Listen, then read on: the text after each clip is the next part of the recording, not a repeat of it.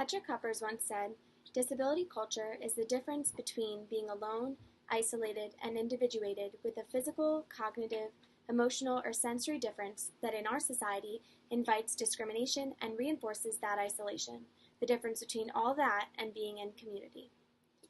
Naming oneself part of a larger group, a social movement, or a subject position in modernity can help to focus energy and to understand that solidarity can be found, precariously, in improvisation, always on the verge of collapse. People with disabilities sometimes participate in expressive therapy, which can include writing therapy, dance therapy, music therapy, drama therapy, or another artistic method. My name is Lisa Buffano. I'm a performance artist, a visual artist, and a dancer, and an amputee. I walk on prosthetics in real life, and I use prosthetics and props in my movement work. At the age of 21, Lisa Louise Buffano contracted a Staphylococcus bacterial infection. Because of the life-threatening infection, Buffano became a bilateral below-the-knee and total finger-thumb amputee. She is an interdisciplinary artist and a performer, originally from Boston, Massachusetts, who often uses prosthetics and props in her work.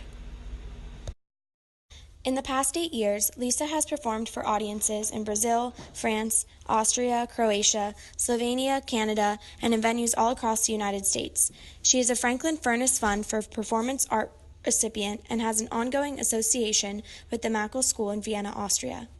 She says, "In my visual and performing work, the dominating theme is the visceral experience of alienation embodied by creatures real and imagined."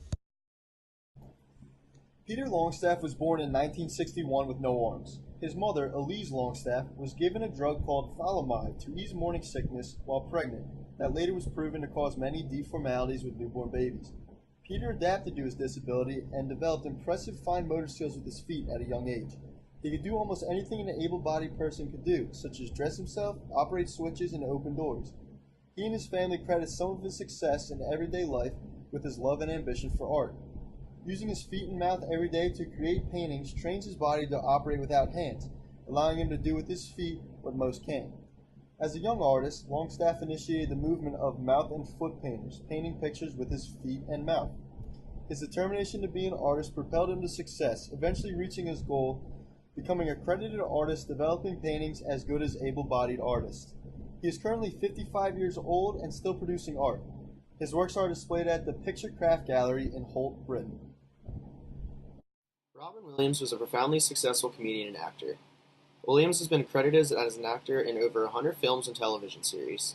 He has starred in many well-known movies such as Jumanji, Flubber, and Bicentennial Man. Williams won many awards, including 6 Golden Globe Awards, 4 Grammy Awards, and 2 Emmy Awards. After attending 2 colleges in California, Williams received a full scholarship to the Juilliard School in New York City. He was one of the only 2 freshmen accepted into the school's advanced program. Chris Reeve was the other student accepted into the same program.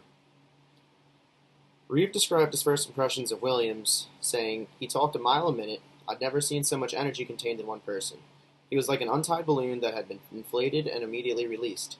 I watched in awe as he virtually caromed off the walls of the classroom and hallways.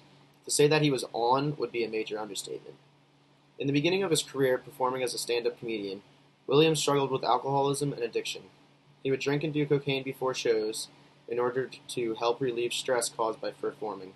Although Williams was diagnosed with depression, many experts believe that he was actually bipolar.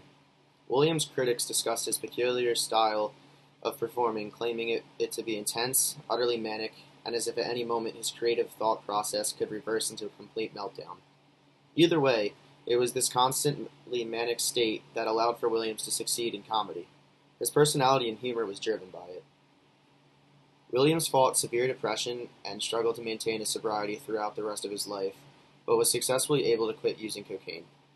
Towards the end of his life, he began to have high levels of anxiety and severe paranoia, delusions, and insomnia. Williams ultimately took his own life on August 11, 2014, at the age of 63.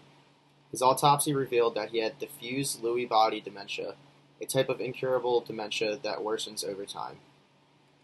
Ludwig van Beethoven was one of the most famous composers in history. However, in the middle of his career, he developed severe deafness. This disability could have ended his career as a musician. However, his deafness did not prevent him from continuing to compose his music. Critics have stated that after his deafness took effect, he was liberated to move beyond common conventions and create the masterpieces people listen to today. His later pieces, such as his famous Eroica Symphony, are argued to represent the life of a hero. Critics often argue that these pieces were Beethoven's way of coping with his issues of hearing. I'm gonna learn about Helen Keller. So, she was communicate social. She was a woman with support member of the American Civil Rights Union. Worked of an American Foundation of the Blindness.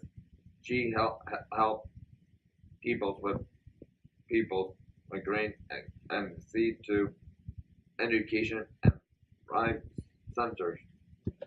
She was the Communicate and Foundation right of the American Foundation for the overseas blind. She was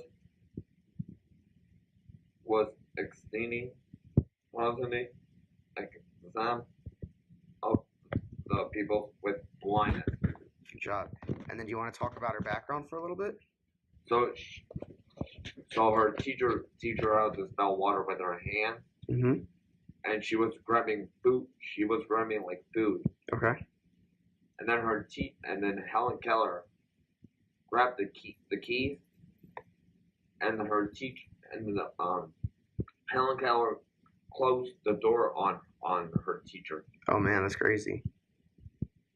So. And her teacher was slapping her, Mm-hmm. and she was like so like she can't stop getting mad on her teacher. Okay, so Helen Keller would get mad at her teacher, but she was able to push through. What was she able to do so that she wasn't mad at her teacher anymore? Her mother gave her something to Mhm. her, and she spelled doll, DOLL,